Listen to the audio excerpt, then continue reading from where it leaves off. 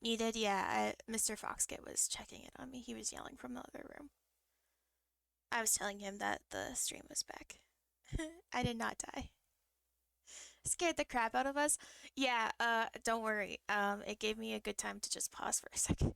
But he fixed it. He fixed it. Um, hmm. Okay, so sorry, pain. The doctor all night they kept me on pain meds. They kept rotating them. That Mr. Foxkit stopped asking what I was being given because they were giving me a new one every 2 hours. So Vicodin and fentanyl were the only two I recognized. And then it was just a lot of different names of narcotics I've never heard of. But every 2 hours, they came in and they gave me pain meds. Um,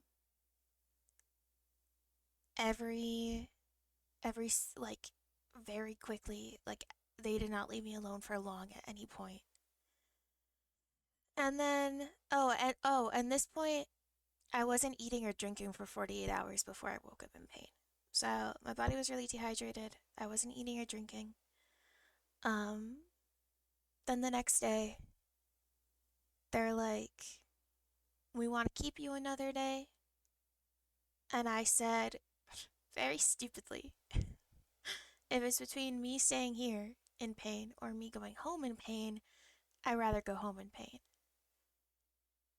And, well, I didn't realize how much pain meds they were giving me because I was on pain meds and I was still in a lot of pain. So my pain level at the hospital was like a 5 or 6. Like it never got rid of it. And then I was like, I want to go home. And we didn't know what was fully wrong yet and stuff. And they were like, I don't know. Let me go talk to the doctor. So I talked to the doctor, all this stuff. Someone comes in, uh, says, like, we took a biopsy that should come back in 3 days. We don't want to keep you the whole 3 days. We don't know if we need to keep you the whole 3 days.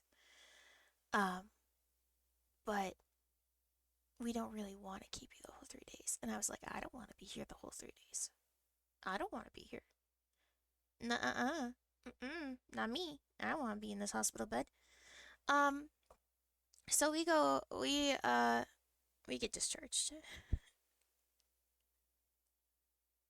And at this point all we're told, okay, so before we get discharged, we're told that my stomach, my pancreas and my liver are all crazy inflamed.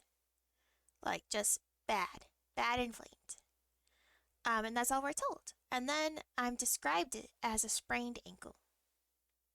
They said, you know when your ankle is sprained and it hurts for like 6 weeks and stuff and you can't really put any weight on it? That's gonna be your stomach and your whole body, due to all the inflammation and all the inflameness in your stomach. Don't eat only popcorn to avoid this. Yeah, no kidding. I have to massively change what I eat. You'll find out soon why. Um, and then don't Oh, and by this point, I've only eaten a yogurt. I managed to get down one yogurt and a few sips of water, and I'm like, I want to go home. I should not have been allowed to make any decisions on that much pain meds. I'm gonna write a new note for the next time we go to the hospital, because it's soon, um, that Mr. Foxkit makes every decision, and if I'm too insane to sedate me. Um, but, mm, they described it as a sprain, and it's gonna take at least 6 weeks to heal, and that any pain meds I'm given won't make the pain go away. It'll just dull it a little bit. So we're like, oh, that sucks, but okay. Um, then we have a follow up appointment literally 3 days later. Hi, Mike. So I get home and all of the pain meds wear off that they were giving me in the hospital, and I'm straight back to excruciating pain, not being able to eat or drink. And I looked at Mr. Foxcat and I'm like, we need to go back to the ER. And he's like, we have a follow up appointment with somebody in 2 days. And I'm like, I don't know. I'm like, okay. And he's like, if you think you can make it, because that's the whole point of this. The tests aren't going to be back yet. And I'm like, okay. So for the next 48 hours, 52 hours by the time we got to the hospital for the follow up appointment, I can't eat or drink again. And we go into the follow up appointment, and Mr. Foxgate answers all the questions he can. And then, as any questions he doesn't know, I have to answer. And anytime I go to talk, I'm just crying, like just slight sobbing, like tears going down my face because how much pain I'm in. Can't really talk. And the doctor shares some test results with us of what I have. This follow up doctor, because tests came back. So I found out we knew about the inflamed everything, but that has a name. Let me Google it, just so I um. So for the inflamed everything, I have severe gastritis, which is just like it includes nausea, vomiting, stomach pain. Feels like a gnawing or burning sensation on your stomach. But so that's usually just the stomach lining, but for me it's all of it. It's the stomach lining, it's the pancreas, it's the liver. It's all inflamed. So I've it's really bad and it hurts like crazy. And then the doctor was like, "Hey, some tests came back. You have stitonic liver disease." So not only do I have severe gastritis going on, but now I find out I have this liver disease. Um, that is can be caused by eating just popcorn, kind of. So, yeah, yeah. She said that a lot of people know it better as fatty liver disease, and you know my first question. You know everybody's first question. And my first question was, I thought you had to be severely overweight to get fatty liver disease. And I'm like, what? Because it's called stenotic liver disease. Is this one? But she goes that some people call it. It's like a subset of whatever.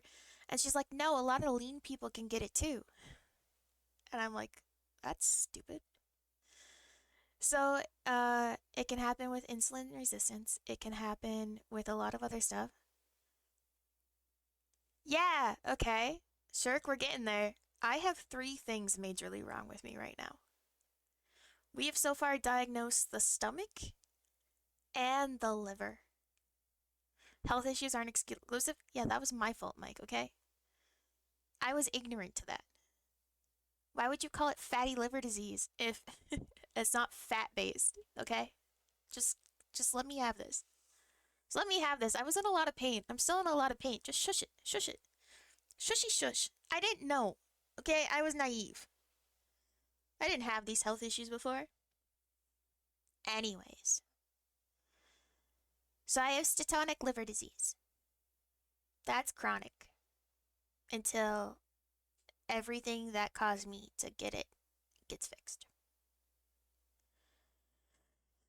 And she's like, based off of everything you're saying, though, you have to go back to the ER. You haven't eaten or drank for 52 hours again. Um, and she was right at the hospital. She's like, I'm calling the ER. You're going back to the ER. And I was like, but can't you just do stuff? And she's like, no. She's like, any tests I run here aren't gonna um come back as quick. Anything I do here isn't gonna be as major. You need to instantly get put on pain management stuff again. So we go back to the ER. She calls ahead. We get in really quick. We get into a room really quick. The two nurses are crazy nice to me. They're calling me Hun and Dear, the two guys. Very sweet, very nice. One of them was also born in November. He's like, November's the best month. And I painfully said, yeah, we're Valentine's Day babies. And he's like, yeah. And then he was like, I'm going to be typing on this computer to enter all this, and then we'll get started with all of the IVs and stuff. And I said, okay, I'll be here. And that, I don't know, that made them lose it. They were laughing a lot. And they kept calling me dear and hun, and it was very sweet, and they were very nice, except for the fact that they poked me with needles 4 times. Now, at this point, I didn't eat or drink for 52 hours. So my veins were not being nice.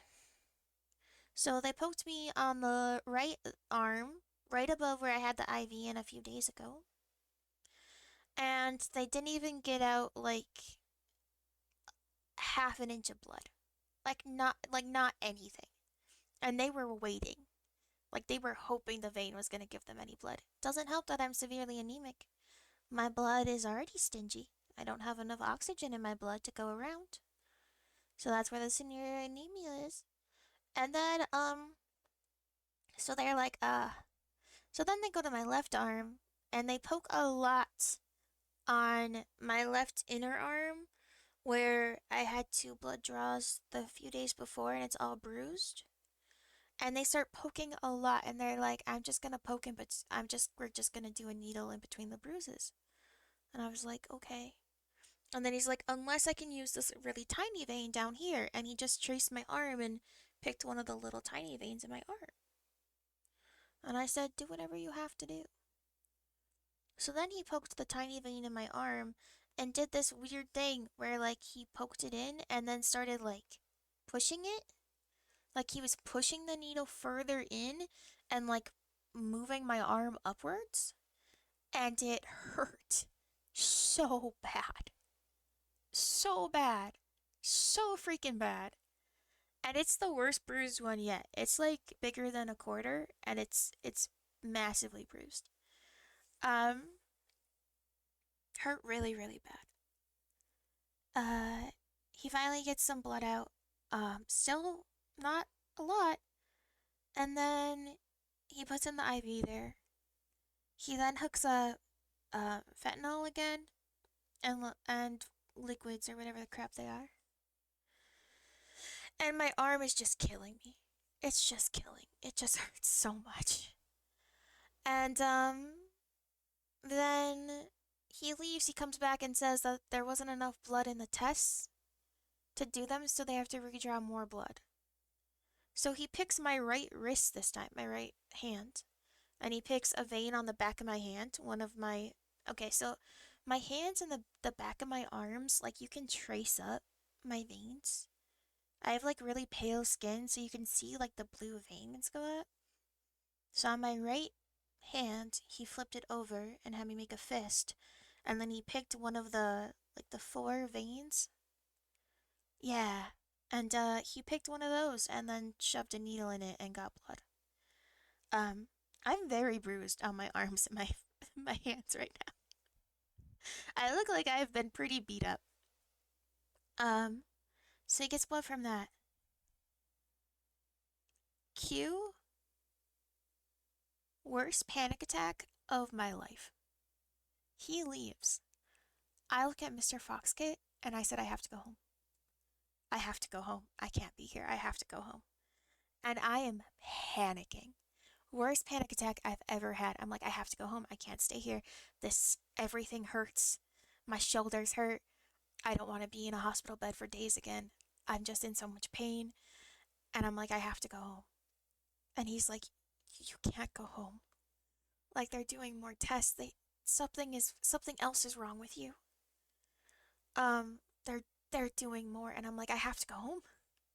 I can't be here. I can't be here. And I just keep pleading with him. I'm looking at him and I'm starting to cry and I'm like, please just let me go home. Just take me home. Just like we can just leave. We can just take me home. And I go to like try to take out my IV. I'm like, just let me go home. Like just take out the IV. Like we can just go. And he's like, no. Like stop. And this is where now in the future, meaning in probably tomorrow because I'm in a lot of pain. I am writing a note, and signing it, probably with a notary of the public, that says if I have a panic attack or am not making good decisions, he's already my power of attorney or whatever it is. Like if I'm out and I can't make decisions, he needs to make them for me. But I need it written down that if I'm in this state, he needs to make decisions for me.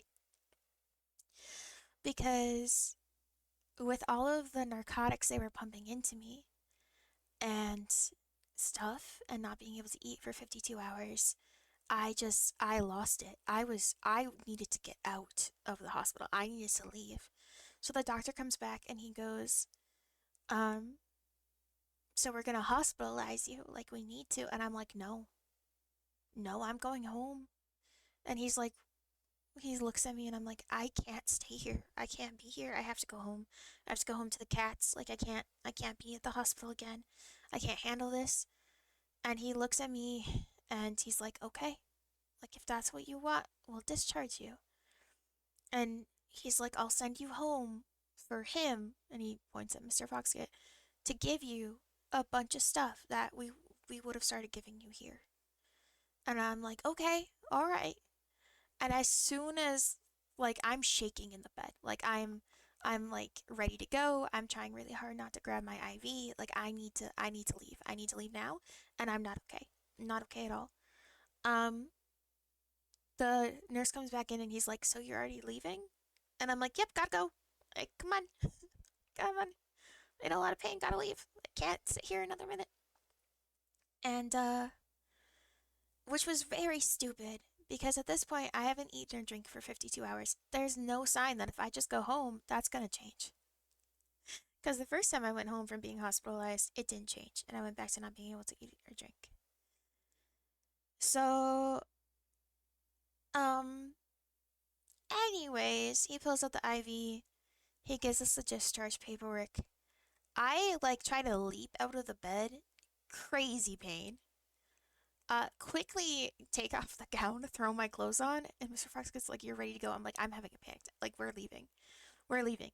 He helps me walk out of the hospital because I can't walk by myself. That would be ridiculous. I'm in too much pain. We get into the car. I'm still having the panic attack.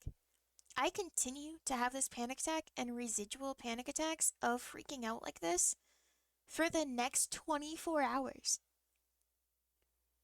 The next 24 hours, I have many huge moments of panic, like I'm back in the hospital and I need to leave. And I told Mr. Foxkit, next time that happens, I need to be sedated because if the doctor needed to hospitalize me and was like, "You're getting hospitalized," I shouldn't have left. There's no reason I should have left in that moment, but I needed to. I have never had a panic attack that bad before, and I hope to never have one again. And if I do, I'm gonna have a piece of paper on hospital records that tell them that they have to sedate me so I can still get the proper care and treatment I need. Because I left.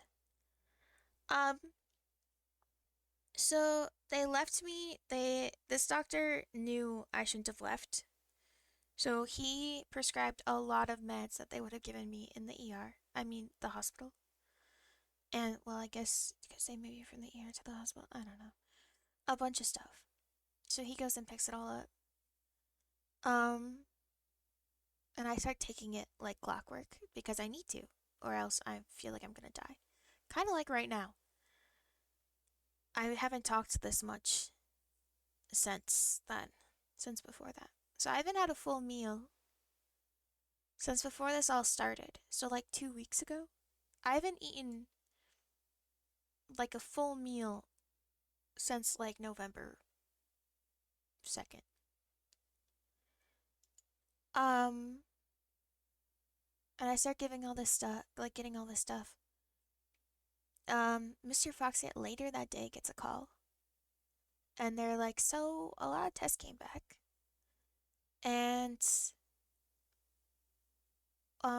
we believe that you have autoimmune pancreatitis, which means my body itself is attacking my pancreas. It is having its own civil war. My body doesn't trust the pancreas anymore. It thinks it's evil, and is trying to attack it." So I for sure have the severe gastritis. I for sure have the cytotic liver disease that's causing me a lot of pain. Like both of these are massively painful. And now, I it's the autoimmune pancreatitis. Um, but when Mr. Foxkit was like, "So you think she has it, but you guys aren't sure? Are there more tests we can do to like run to make sure?" And the doctor goes, yeah, so we don't want to like scare you guys, and I'm not as knowledgeable in that department, so you're gonna have to wait till the 25th, um, to talk to somebody in that specific treatment and get stuff done. And he's like, the 25th, and they're like, yeah, that's as soon as we can get you in. Um, so that's why everything under the sun hurts. And they said that if 10 more days of this, yeah. They said that if it is the autoimmune pancreatitis, it'll be chronic. The pancreatitis caused so many issues, it's actually insane. Yeah. I'm sure it started there and the other diseases followed. Yeah, they did not want to tell us anything. They did not want to tell us about the biopsies. They didn't want to tell us about possible cancer. They didn't want to tell us about any of the stuff about the organ, like if because the other disease, the liver disease, can progress to liver failure if they had waited to catch it. Um, so that's where we're at right now. Um, I'm on. They called Mr. Foxkit and gave him a whole schedule of what I need to stay on. I am in crazy pain all of the time. No, nothing helps it. I'm on narcotics and I'm still at an 8. Um, breathing hurts. If I do anything, like if I sit down, you know what? When you know you're sick, or you know you're badly sick, that you just start sweating. Like your head just starts sweating and you're like, this is bad. Um, that happens constantly. I hate it. I hate it so much. I'll feel so exhausted and then my body will be like, you're dying. And I have to wait 10 more days until we're gonna do more. They gave me enough pills for those 10 days. The other day, out of the 24 hours in the day, I slept 21. I just can't believe that it's all three things happening at once. It's horribly a lot of pain, and I can't do anything. Hi, Doc. I can't do anything. This is the longest I've been at my PC since last stream. It hurts to take deep breaths. Make sure you stay on the meds, stay in the hospital, and do whatever the doctor says. Pancreatitis leads to many other issues and not just the ones you have currently. Yeah. Yeah. Yeah, that's why we're writing that note that says next time I panic and say take me out of the hospital, I have to get sedated. One, so I can't pull out my IV, and two, so that I have to stay in the hospital. But yeah, I'm not doing well by any means. The autoimmune pancreatitis, where the immune system attacks the pancreas, um, itself would then be chronic, which means I would have to try to figure out how to deal with this long term. Um, until whatever is causing the liver disease is fixed, that's going to be chronic.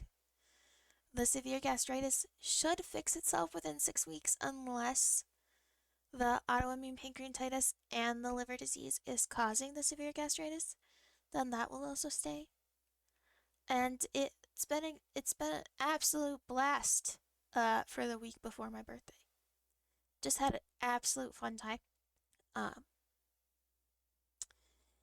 Really, you couldn't have chosen a better way to. Oh, and I have to be on this super specific, stupid diet.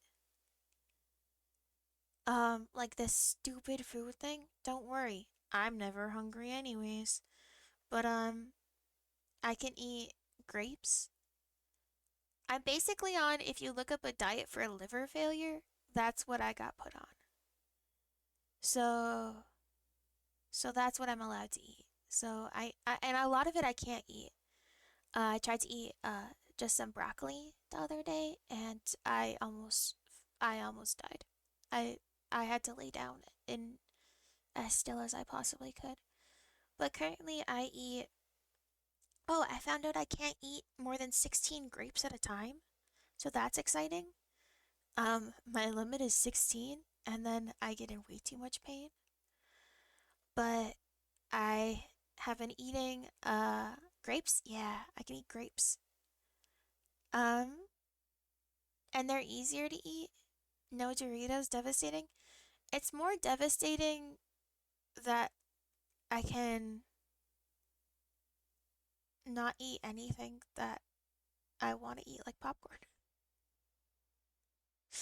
My currently for the last 6 meals in my life, I have had a piece of sourdough bread, lightly buttered with a little bit of strawberry fruit spread, and then 16 grapes. I pick 8 green grapes and 8 purple grapes, and that's what I eat. And that's all I can eat. I can't eat more than that, because then I feel like I'm about to vomit, and my stomach is in insane, insane pain, like even more so. And then I can't eat anything else. I tried. My mother-in-law sent us homemade cookies. She sent us them, and I tried to eat part of one, and I couldn't. Like chocolate is not good. Nothing's good. Like it's just so much pain. How good the popcorn will taste when you get better? Yeah. I got the somebody sent me in chat the positive taco from Throne, and that's on my bookshelf to my left, and that's the only taco I'll probably be able to have for like 6 plus months. Ginger snaps? I don't know what those are. I uh I can sometimes stomach yogurt, but only like once a day, if that. They're basically keeping me on everything liver failure related. Cookie? Oh, I can't eat cookies. A cookie without chocolate? No, I think it's also the sugar and the fat. Because cookies usually have a lot of butter and a lot of like fat in it. And my stomach can't handle that. So I have like fat free yogurt, grapes.